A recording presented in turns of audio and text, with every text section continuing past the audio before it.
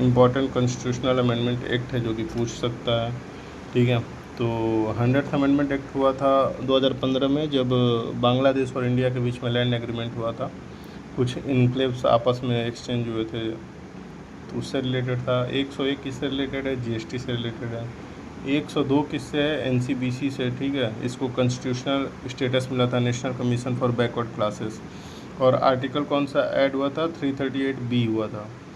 पहले एनसी-एससी और एनसी-एसटी एक ही आर्टिकल से के थ्रू चलता था। किस अमेंडमेंट एक्ट से वो अलग हुआ था और दोनों के क्या आर्टिकल हैं वो आप बताइए कमेंट में। और 103rd जो है वो 10% रिजर्वेशन मिला था EWS को।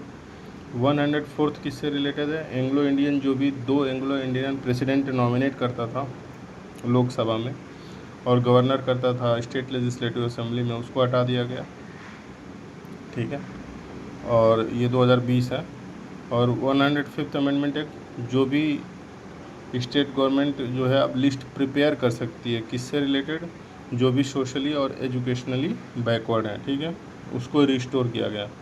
और 106th अमेंडमेंट, इसके हाई चांस है पूछे जाने के, ठीक है। वीमेन रिजर्वेशन कितना? 1/3 ऑफ टोटल सीट्स होगा, किस कहाँ पे? लोकसभा, राज्यसभा बोल रहा हूँ, लोकसभा, स्टेट लेजिस्लेटिव असेंबली और दिल्ली लेजिस्लेटिव असेंबली में, ठीक है।